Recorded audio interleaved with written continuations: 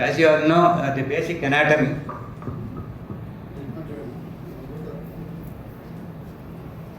Everybody knows esophagus and esophageal upper sphincter and the lower esophageal sphincter, and stomach, duodenum, pyloric sphincter.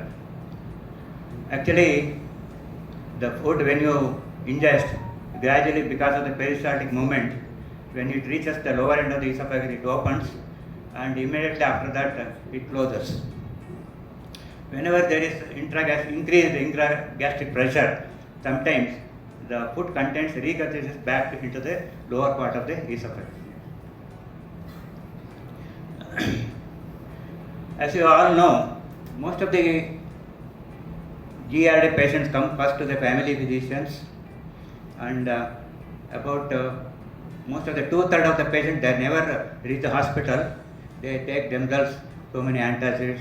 Nowadays, ranitidine is available like that. The common symptoms is regurgitation, belching, heartburn, and whenever there is regurgitation, it asthma symptoms, hoarseness of voice, and swallowing difficulty. Aspiration pneumonia also included.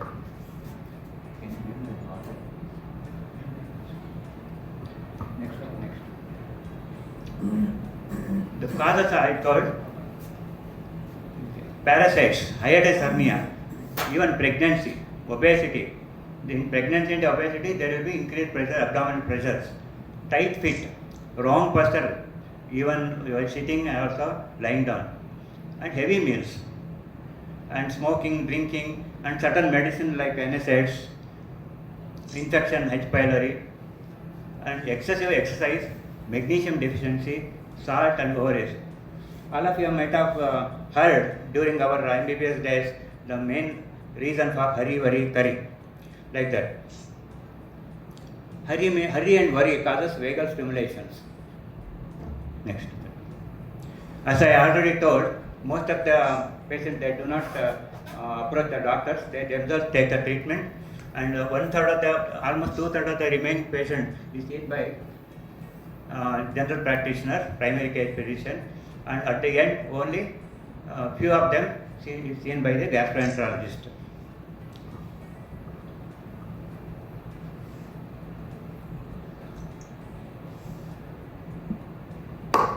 Next.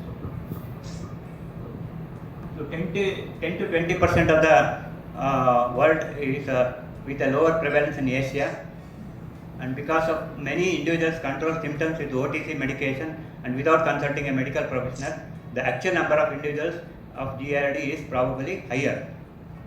This is already told, and is as common in men as in women. However, the male to female incidence ratio for esophageal disease 2:1, because there is a lot of habit of smoking and drinking in men. So we can classify into two symptoms, symptoms wise: esophageal symptoms and extra esophageal symptoms.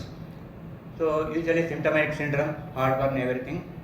Typical reflux syndrome, reflux chest pain syndrome, syndrome with esophageal injury, reflux esophagitis, reflux stricture, Barrett esophagus, adenocarcinoma. Coming to the extra esophageal syndrome, it is a reflux cough, reflux laryngitis, asthma, like that. Dental erosion also occurs, and even respiratory symptoms like sinusitis, pulmonary fibrosis, pharyngitis, recurrent otitis media, like that. That is because of the regurgitation of the stomach content into the respiratory tract and sinuses.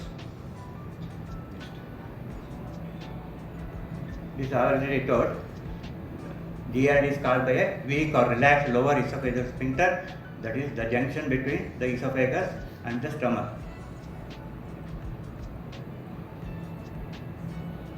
So what are all the causes of GERD pathologically means? That is lower esophageal sphincter impairment, that is it will not close properly, so that when lying down the contents of the stomach regurgitate back into the esophagus. And second is hypersecretion of the acid. Causes for hypersecretion of acid I will tell later. There are so many causes. And decreased acid clearance resulting from impaired peristalsis or abnormal saliva production. Impaired peristalsis occurs in diabetes, gastroparesis you might have heard, and increased pressure because there is a pyloric sphincter also closes, and heavy meals, obesity, pregnancy all causes increased pressure in the stomach. Delayed gastric emptying, gastric reflux of the bile salts and pancreatic enzymes also causes increase in acid secretion. Coming to the histology, this is stratified squamous epithelium. The lower esophagus is lined by stratified squamous epithelium. Whenever in the constant regurgitation of the acid, there is a slight changes.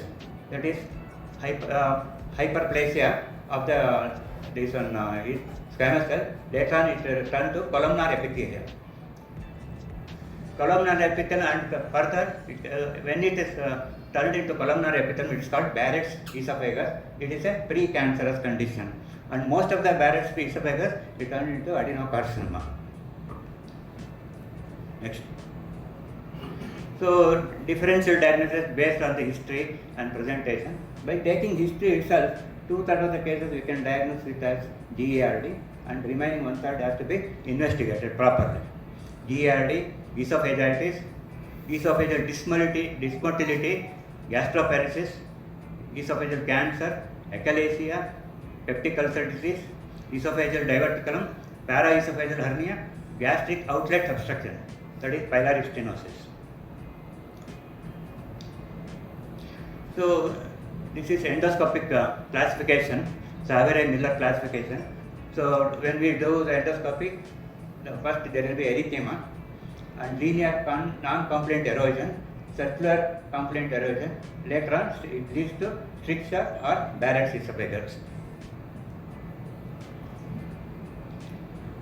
So, based on symptoms alone, you can diagnose only 2/3 of the patients.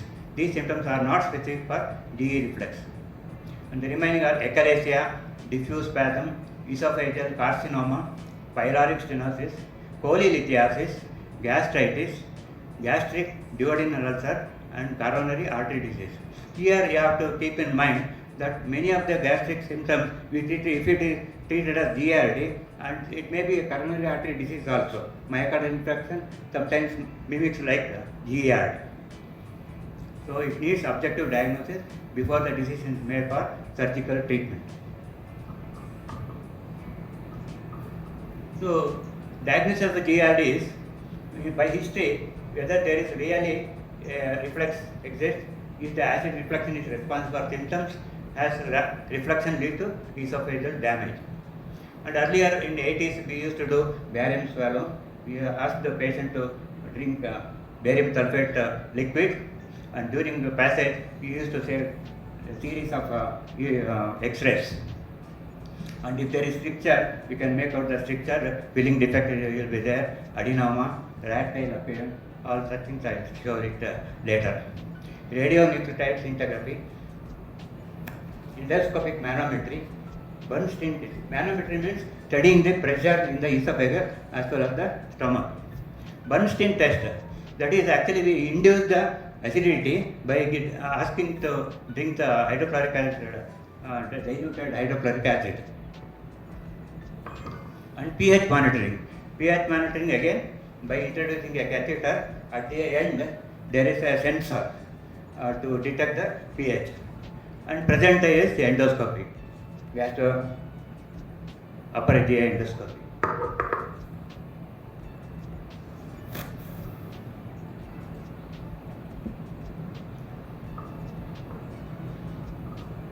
So you can diagnose by doing ambulatory reflex monitoring, wherein pH monitoring is done with a transnasally inserted catheter with pH sensor at the end, which is connected to a portable data logger. Every time acid reflux happens, a drop in pH is recorded. These measurements are usually taken for 24 hours, a period in which the patient is ambulatory and in his own environment. That is the graph of treatment. Manometry might be helpful in patients with a predominant regurgitation because it can help to distinguish between the rumination syndrome from GERD.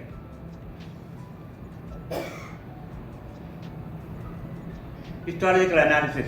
As I already told, light microscopic mucosal biopsy during endoscopy show elongated papilla and hyperplasia of the basal cell layers with dilated intercellular spaces.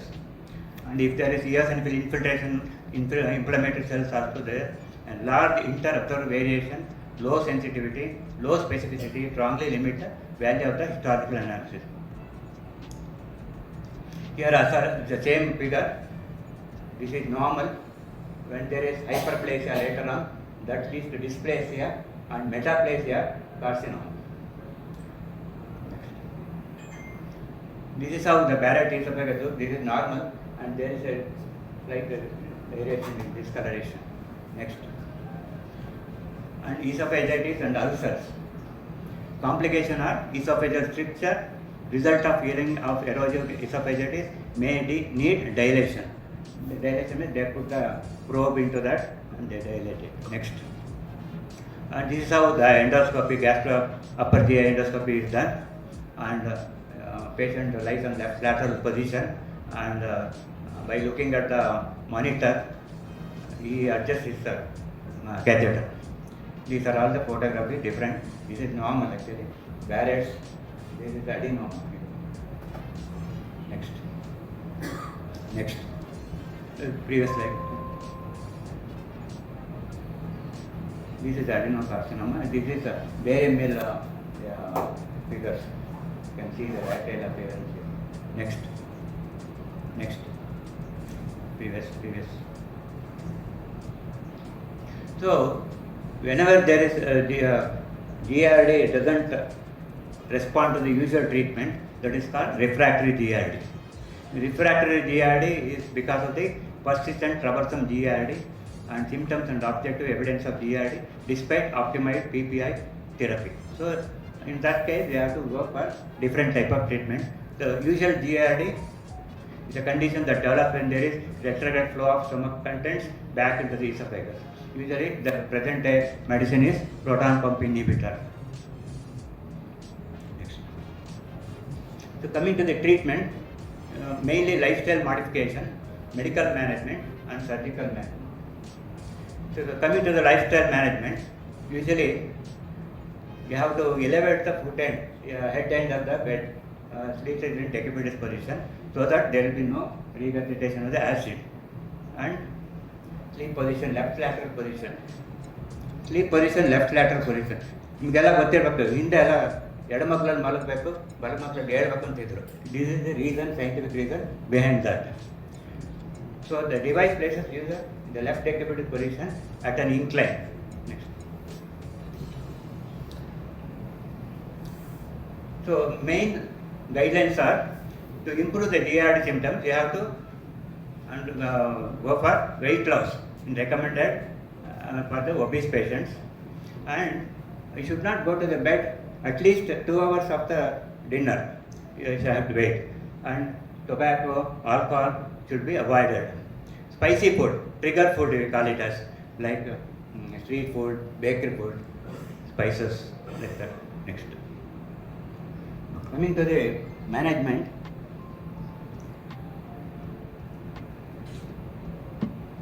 antacids, H2 antagonists, and proton pump inhibitor. Earlier we used to give aluminum hydroxide, magnesium sulfate. Nowadays there are so many other antacids and foams that protect the gastric mucosa. And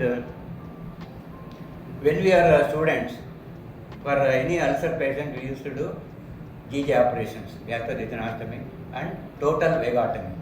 After that, when you cut the vagus nerve, acid secretion comes down, but at the same time it loses the control over the other intestinal organ also. So later on, selective vagotomy has come. So when in early 80s, H2 antagonist cimetidine comes, it was called chemical vagotomy because the same effect was there. Then the next molecule is ranitidine, famotidine, like that. So all H2 antagonists end with tidine. Proton pump inhibitor end with prazoles, omeprazole, pantoprazole, rabeprazole, etc.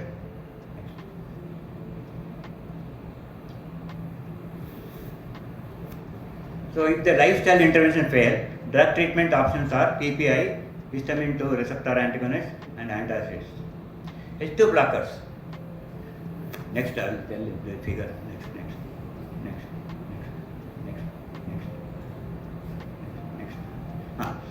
Say, this is the parietal cells. Imagine this is the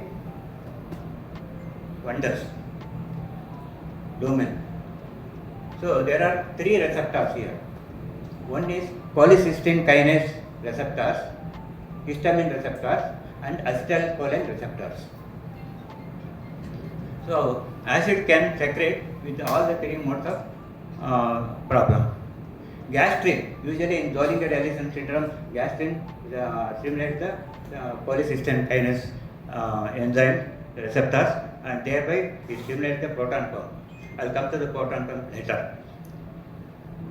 Histamine, whenever there is food allergy or spicy food, body reacts and there will be eosinophil infiltration and histamine receptors will get stimulated. That causes, so with so many cycles, stimulates the proton pump.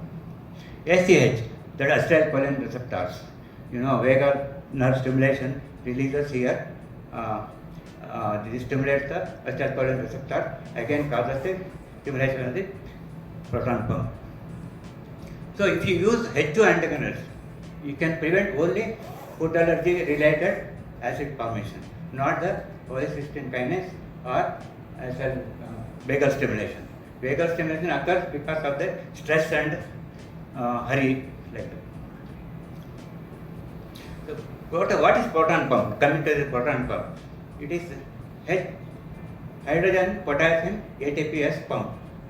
That means it pumps the hydrogen, it pumps the potassium, and the energy is released. But because of the proton pump, hydrogen ion comes out and influx of potassium ions. Hydrogen ions combine with the chloride, sodium chloride is present in the food, forms a hydrochloric acid. That's how hydrochloric acid occurs. And because when we inhibit the proton pump, this H ions will be very less and there will be no acid secretions. Next. Previous, we go to the previous.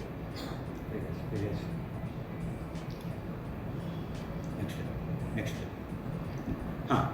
Here classification of the anti-ulcer drug. Reduction of gastric acid by H2 antihistamine like cimetidine, ranitidine, pantoprazole, proton pump inhibitor, omeprazole, lansoprazole, pantoprazole, rabeprazole, and anticholinergic. This anticholinergic when we are students, we used to give propioncelline. I think you might have remembered. That is anticholinergic. It prevents only acetylcholine receptors, whereas H2 receptor antagonist prevents the H2 receptors also. And misoprostol and enprostol, that is prostaglandin analogs, and neutralization of the acid by giving antacids, sodium bicarbonate, magnesium hydroxide, magnesium aluminum hydroxide gel, megaldrate, and nowadays the ulcer protective supralfate, that is it forms a foam, protect the gastric mucosa. Carboxyl sodium. Carboxyl sodium is an extract from licorice glycerase, that is in Kannada it is called Jeshta Madhu, Ati Madhura.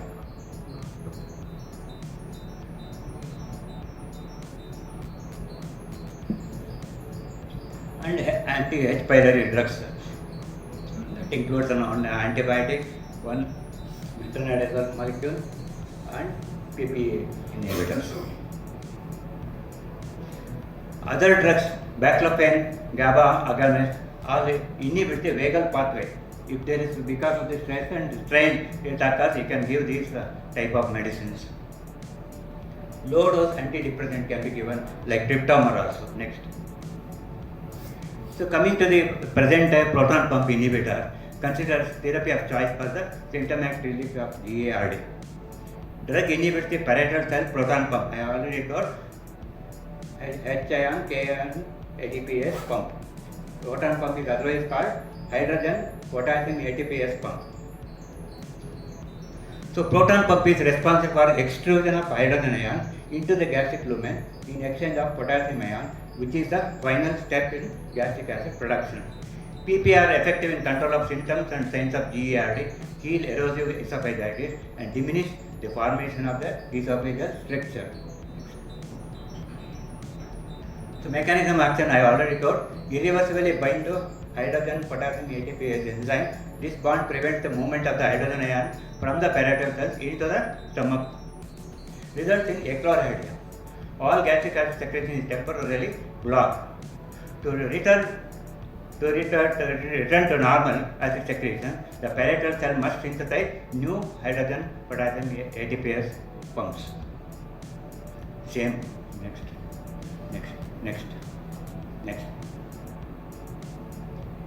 So here this is a very important slide. According to American College of Gastroenterology guidelines, and 8 weeks of course of PPA is the therapy of choice for the symptom relief and healing of the erosive esophagitis.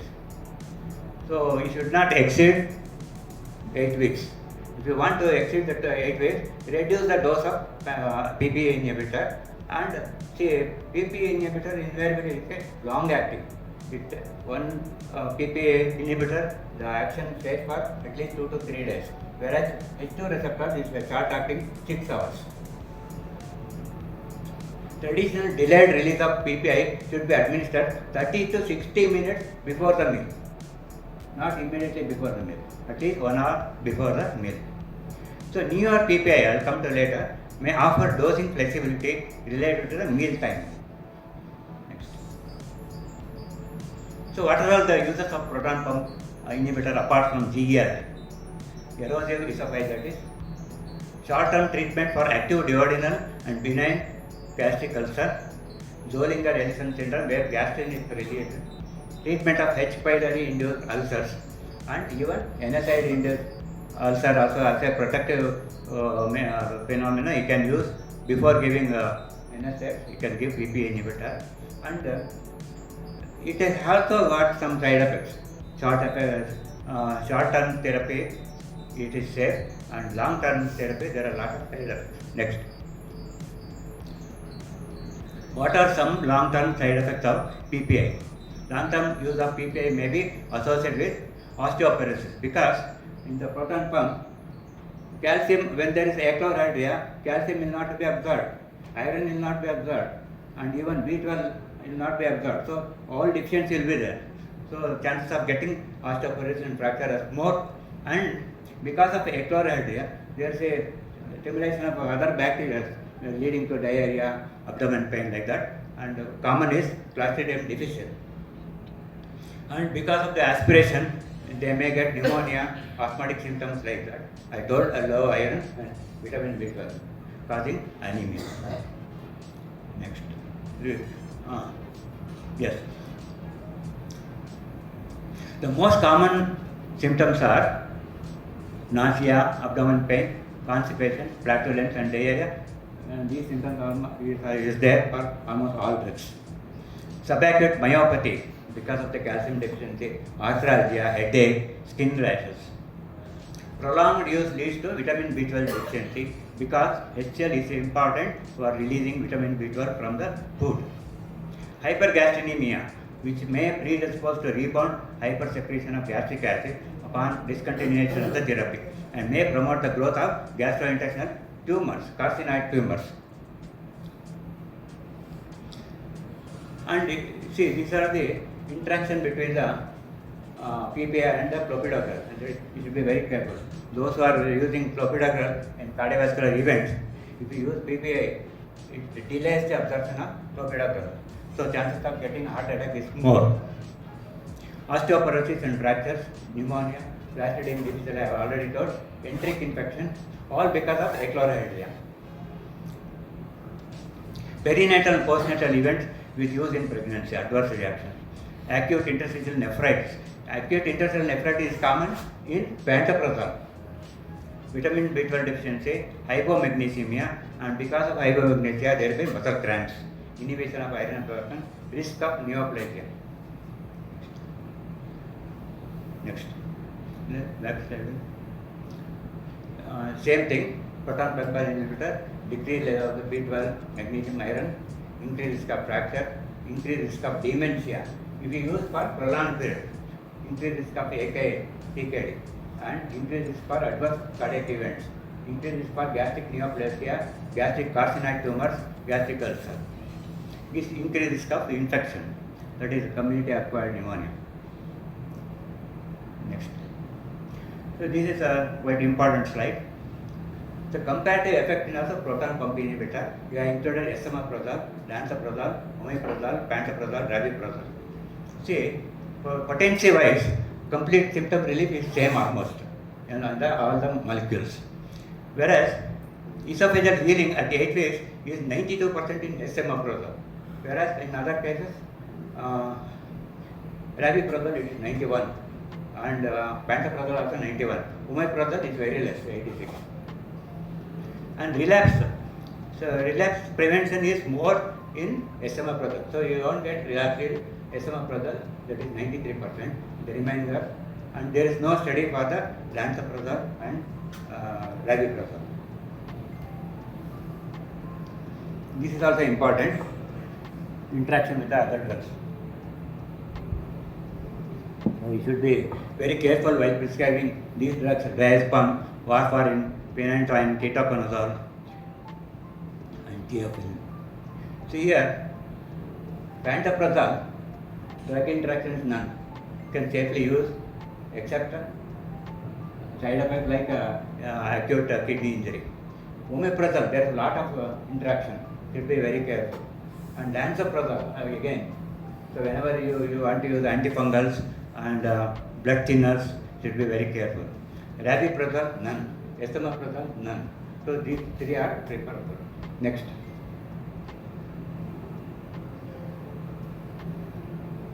So where we use in chronic medical condition include pathological gastric hypersecretion such as Dodinger-Ellison syndrome, Barrett's esophagus, esophageal stenosis or stricture, and recent erosive ulcerative esophagitis. So many people ask if you get Barrett esophagus, that whether that leads to cancer. Need not be. It can stay as Barrett esophagus. Only 2/3 of the patient will turn into adenocarcinoma. And concurrent medication include along with NSAIDs like aspirin and diclofenac, everything. Low dose aspirin with history of DI, so you can use PPI. And systemic steroid also you can use along with antiplatelet and bisphosphonates, alendronate. When there is severe osteoporosis, we used to give once a year zoledronic acid. In such case, we can, for time being, you can use. And pancreatic enzyme cancer therapy, all it causes hypersecretion of the acid. Next. Previous slide, please. So, initial assessment, rule out other causes like coronary artery disease.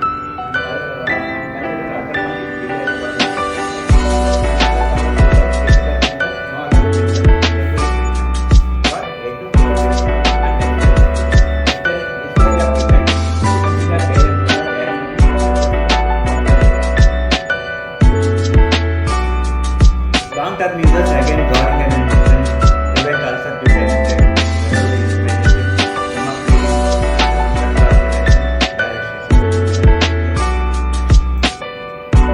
Surgical procedure, I will not go into detail. Whenever there is a endoscopic or bariatric surgery in the obese, reason to refer bariatric surgery may